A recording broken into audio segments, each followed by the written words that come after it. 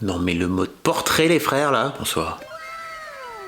Bref. Bonjour, bonsoir, bon après-midi à tous et bienvenue dans cette nouvelle vidéo où aujourd'hui je voudrais vous parler de plaisir masculin. Je m'appelle Fabrice Florent, j'ai 44 ans et sur ma chaîne YouTube je voudrais vous parler tout simplement de tous les trucs que j'aurais aimé apprendre plus tôt dans ma vie. À l'école, alors là pour le coup je crois pas. Quoique, on va parler d'éducation sexuelle aussi un petit peu. Tous les trucs que j'aurais aimé apprendre à l'école et que j'ai appris beaucoup plus tard dans ma vie, je vous les partage sur cette chaîne YouTube maintenant. Générique tout de suite, pas. Exécuté par qui? Fabrice Florent. Mais avant tout, je voudrais dire merci à Lelo de sponsoriser cette vidéo. C'est mon premier sponsor, oui, merci beaucoup Lelo, ça fait trop plaisir. Lelo qui m'a envoyé leur masturbateur, le F1SV2. Déjà, je l'ai testé, c'était plutôt très sympa. Et surtout, ça m'a ouvert à d'autres horizons. Je m'assois. Alors, j'ai 44 ans et comme beaucoup de mecs de ma génération, j'ai dû faire mon éducation sexuelle grâce au porno. Ah oui. Et même si je viens d'une génération où c'était vraiment la galère de regarder du porno, aujourd'hui tu tapes pornhub.com, t'as tout de suite du porno. Moi à l'époque mon gars, c'était une galère, fallait avoir soit Canal+, soit regarder en crypté là, vraiment tu voyais... Les vrais savent. Soit on se refilait des cassettes VHS entre potes, soit il fallait enregistrer le film la nuit, genre à 3h du mat, et te relever pour essayer de capter la cassette avant que tes darons se lèvent. Enfin bref, c'était un bordel. Mais en attendant, ça restait quand même le meilleur moyen, et le seul moyen quasiment, de voir des gens en train de faire l'amour. J'avais pas Sex Education à la télé, cette fabuleuse série d'ailleurs que je t'invite à regarder si c'est pas encore fait. Et il y avait pas d'éducation sexuelle à l'école, ou alors vraiment elle était réduite à peau de chagrin quoi. Donc en gros, ma seule représentation du sexe quand j'étais gamin, c'était Rocco Siffredi, que peut-être tu vois qui c'est si t'as un certain âge, mais en tout cas c'est une sorte d'immense acteur italien là, qui est là, ma che super, énorme, il a une énorme tub. Et en fait tu vois, le truc de Rocco, c'est qu'il prend les choses en main. Il prend les meufs, il les tourne, il les met dans un sens, dans l'autre, etc. Et même quand il est dans une situation de juste prendre du plaisir, par exemple les filles sont en train, par exemple, de lui procurer une sympathique fellation, il peut pas s'empêcher de continuer, on appuie sur la tête là comme ça, etc. À aucun moment, Rocco il est là, chill, à faire ah c'est cool quand même. Non, jamais Rocco il fait ça. Rocco il est là, il est dans le pouvoir, il est dans le contrôle.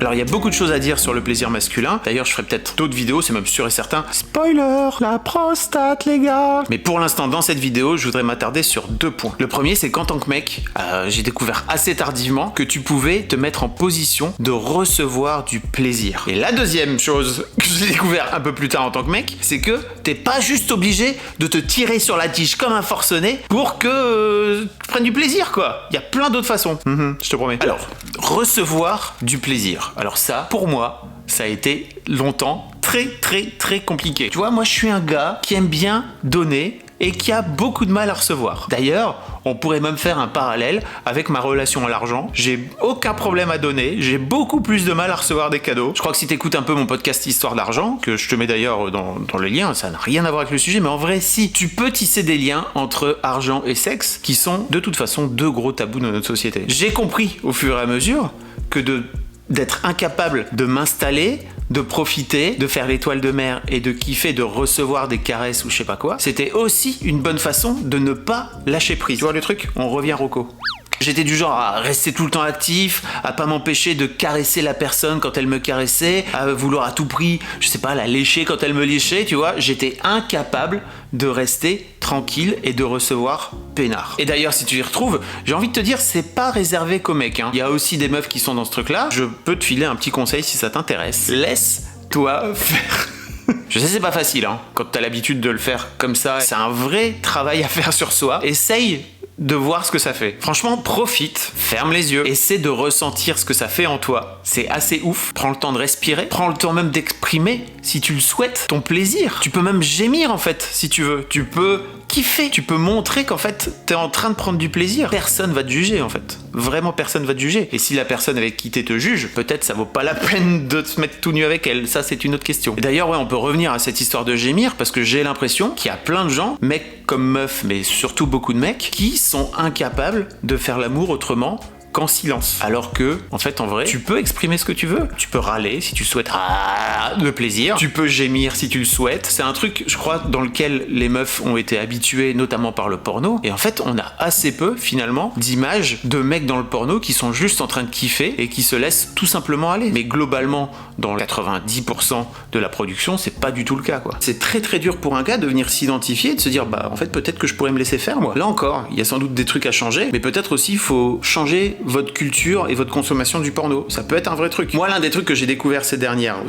années, c'est un site qui s'appelle lustery.com où il y a la possibilité d'aller voir des couples, des vrais couples amateurs qui font l'amour devant la caméra de plein de façons possibles. Il y a vraiment toutes sortes de représentations, c'est assez génial et c'est des vrais couples qui se kiffent, c'est pas des acteurs. Et ça, je trouve que ça donne un vrai truc de réel et de voir des gars qui s'ouvrent comme ça, moi ça m'a beaucoup aidé aussi à m'ouvrir. C'est-à-dire que voilà, ça va dans les deux sens. Et puis après je vous en parle. Et comme ça on fait un cercle vertueux de se laisser kiffer, quoi. C'est là aussi que je reviens avec le sponsor de ma vidéo, Lelo, qui m'a envoyé ce superbe objet.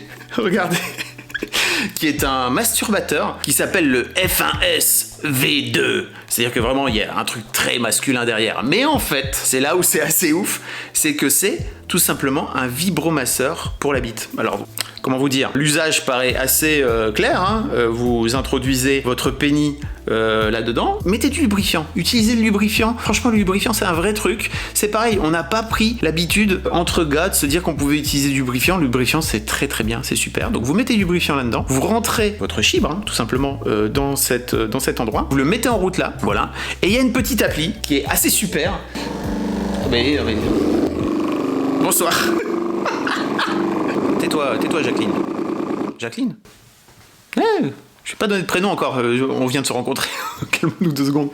Donc ouais, grâce à cette appli, vous pouvez décider de la vitesse de 2 moteurs. Il y a un moteur sur la base du pénis et il y a un moteur sur le gland. Donc vous pouvez décider à la fois les différentes pulsations, enfin ce que ça fait comme en termes de vibration, et aussi la vitesse. Et c'est assez ouf en fait, parce que vraiment, vous avez une toute nouvelle façon de prendre du plaisir qui est complètement différente de juste... Enfin, vous voyez quoi. Et franchement, ce truc-là, bien utilisé, bien géré, ça te fait décoller assez rapidement. Alors après, il faut réussir à gérer la vitesse, etc., qui permet de pouvoir être un peu en mode ok, j'ai pas envie d'éjaculer tout de suite, je veux redescendre tranquille, tu vois. Et ça aussi, je trouve que c'est assez canon parce que ça t'aide toi en tant que mec à t'entraîner entre guillemets, à pas éjaculer, à pas avoir d'orgasme trop tôt. L'autre truc assez canon, c'est que effectivement, c'est un vibro. Et je trouve que c'est assez génial d'avoir un vibro pour les mecs, alors que dans l'inconscient collectif, les vibros, c'est plutôt destiné au clito des meufs. Et alors je vous parlais de cette app, le truc fascinant de cette app c'est qu'il y a même un jeu vidéo. Grâce à ce jeu vidéo en fait, vous pouvez vous le placer sur vous et en fait vous pouvez bouger à droite, à gauche et si vous tapez comme ça, enfin vous bougez, ça tire.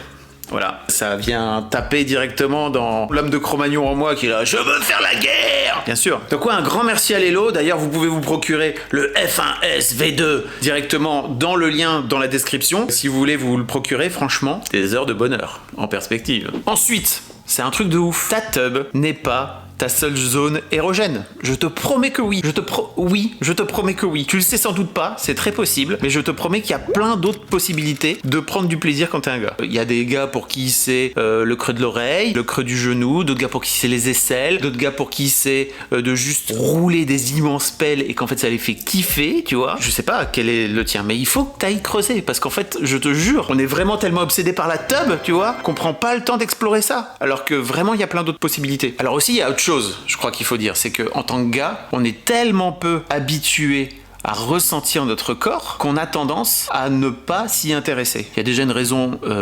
physiologique, on va dire, c'est que, par exemple, les femmes, elles ont l'habitude, depuis le plus jeune âge, d'avoir des fluctuations hormonales. Chez les gars, une fois que l'adolescence est passée, après, ça reste relativement encéphalogramme plat en termes hormonal, et donc il se passe moins de choses. Et comme il se passe moins de choses, par exemple, les femmes, elles ont leurs règles, elles ressentent des douleurs, ou alors elles ressentent des choses qui bougent en elles ont peut-être les seins qui gonflent, etc. Chez les gars, c'est pas trop le cas, quoi. Forcément, elles ont l'habitude d'écouter leur corps. Là où non, en tant que gars, c'est pas vraiment le cas. Et moi, ça a été mon cas pendant très très longtemps. Pour moi, dans ma tête, c'était très clair, d'ailleurs je dis dans ma tête, vous voyez, c'était très clair que mon corps était juste un moyen de transporter mon cerveau. J'étais un cerveau sur pattes, voilà. Et mon corps ne servait à rien d'autre que, éventuellement faire du sport, éventuellement faire du sexe aussi. Mais en fait, à aucun moment, je prenais le temps de regarder à l'intérieur ce qui s'y passait. Ça ne m'arrivait quasiment jamais. Et en fait, ce qui est hyper intéressant, c'est que ces dernières années, j'ai fait très attention avec mes partenaires à ressentir les caresses, à prendre le temps de profiter justement, à ressentir ce que ça faisait en moi, ce que ça faisait dans mon corps. Faut dire que la méditation, mais ça j'en reparlerai, c'est pareil, j'en reparlerai dans une prochaine vidéo,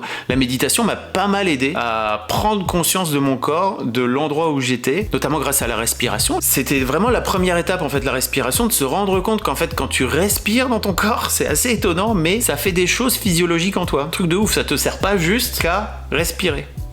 Truc de ma boule, non? Et donc ouais, je disais, ces dernières années, j'ai vraiment fait très attention à m'ouvrir au plaisir. Là maintenant je le dis, ça paraît complètement absurde, mais je me dis que si je suis passé par là, peut-être que toi aussi t'es en train de, ou alors t'y es pas encore, ou peut-être que tu l'as fait, mais j'ai pris le temps de m'ouvrir au plaisir et de rentrer dans, ok, en fait quand cette personne me caresse à cet endroit, qu'est-ce que ça me fait? Et de me laisser totalement aller et de à aucun moment chercher à vouloir caresser l'autre, à me remettre sur l'autre pour lâcher totalement prise et faire en sorte de m'ouvrir à ce plaisir.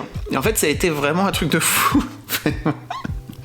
Ça m'a totalement changé mon rapport au plaisir. C'est-à-dire qu'aujourd'hui, je sais à peu près où sont mes zones érogènes. En tout cas, j'ai pas mal bossé dessus. Alors, je vous le dis pas, mais c'est trop bien parce qu'en fait, ça me permet de pouvoir dire aussi à mes partenaires ce que j'aime comme caresse. Et ça me permet de pouvoir recevoir des caresses qui me font plaisir. Et attention, hein, encore une fois, bien sûr, ma bite reste une zone érogène qui fonctionne, quoi. Mais j'ai plein d'autres endroits qui me font un bien fou. Truc de ouf, non? Et alors, vous de votre côté, comment est-ce que vous prenez du plaisir? Moi, ça m'intéresserait vraiment de savoir en tant que mec comment ça se passe. Est-ce que vous avez développé d'autres trucs que juste vous tirez sur la tub comme ça de façon un peu réfrénée? Est-ce que vous avez exploré d'autres choses? N'hésitez pas à venir me le dire dans les commentaires, ça me ferait vraiment plaisir qu'on puisse partager aussi de différentes expériences. Je trouve que ça sert aussi à ça internet de venir se refiler des bons trucs, quoi. En attendant, je vous invite à venir vous abonner à la chaîne, bien sûr, comme d'habitude, à mettre la petite cloche. On se retrouve tous les dimanches à 17h pour une nouvelle vidéo, et vous pouvez également venir me suivre sur Instagram, venir vous abonner à ma newsletter, rejoindre mon Discord, ça fait plaisir, il y a toute la commu qui est là, on discute entre nous, on réagit aux vidéos également, on réagit à mes podcasts, vous pouvez découvrir mes podcasts